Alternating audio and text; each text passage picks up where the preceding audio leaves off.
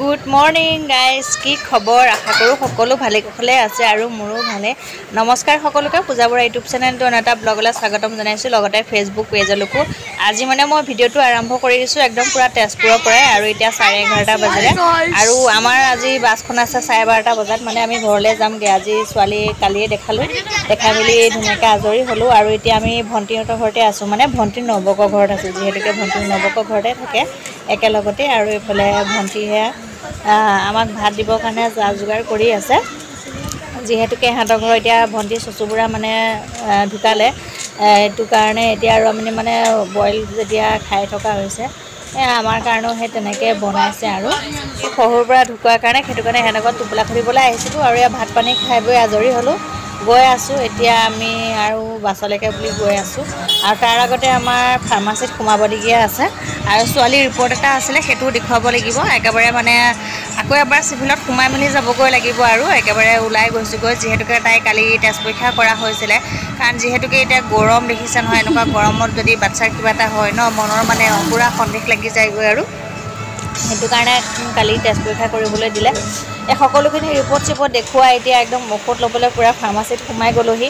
মানে যিখিনি মানে আমাৰ তেজপুৰত দেখুওৱা হয় আৰু তেজপুৰৰ পৰা লিখি দিয়া ঔষধখিনি হয়, চতিয়াত বা চাৰিআলিত পটককৈ পোৱা নাযায়। সেইটো কাৰণে মানে তেজপুৰৰ পৰা লৈ গ'লে বেছি ভাল, আৰু ইয়াৰ মানে ঔষধ য'তে ত'তে পোৱাও নাযায়, তেজপুৰতেহে বিচাৰিলে পটককৈ পোৱা যায়।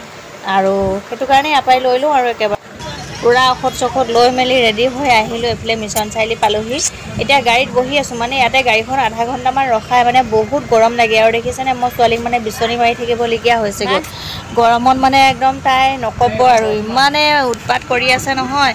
এইফালে নবহা হৈছে মানে কোচতে, ইয়াত দেখিছেনে মিছন চাৰিআলিত গাড়ী কি ভিৰ আৰু জাম, মানে গৰমত অশান্তি লাগে আৰু নক'ব আৰু গৰম একদম পূৰা ডাইৰেক্ট গৈ একে ঘৰৰ ওচৰত পামগৈ আৰু শান্তি আহি পালোহি। গাড়ীৰ পৰা নামিলোঁ, গাড়ীৰ পৰা নামি এতিয়া দেউতা আহিলে, চাইকেলতে বস্তুখিনি দি পঠিয়ালোঁ, বেগ চেগ দি পঠিয়ালোঁ, আৰু ভণ্টিয়ে কিবা কিবি দি পঠিয়াইছিলে সেয়া চাইকেলতে দি পঠিয়ালোঁ দেউতাৰ।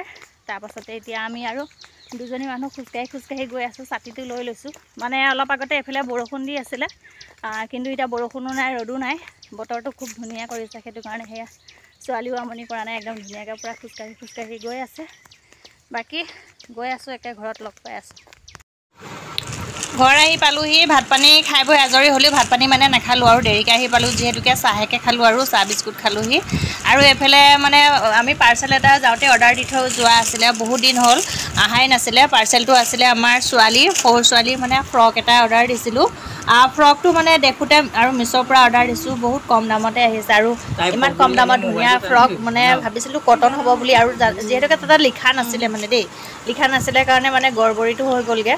এইফালে ধুনীয়া কটন ফ্ৰক বুলি ভাবি পিনে অৰ্ডাৰ দিলোঁ, আৰু 170 আছিলে দামটো, কিন্তু এইটো শ্লিক আহি গ'ল। চাওক না, ফ্ৰকটো ইমান ধুনীয়া লাগিছে, কিন্তু শ্লিক হৈ গ'ল। এতিয়া আৰু তালৈ অকণমান টানো হৈছে, কিন্তু কি কৰোঁ এতিয়া মানে।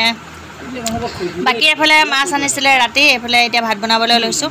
Bye bye. আজি ভিডিঅ'টো চাই কেনেকুৱা পালে জনাবলৈ নাপাহৰিব। কাইলৈ পুনৰ এটা ভিডিঅ'টি লগ পাই আছোঁ। Bye bye, good night.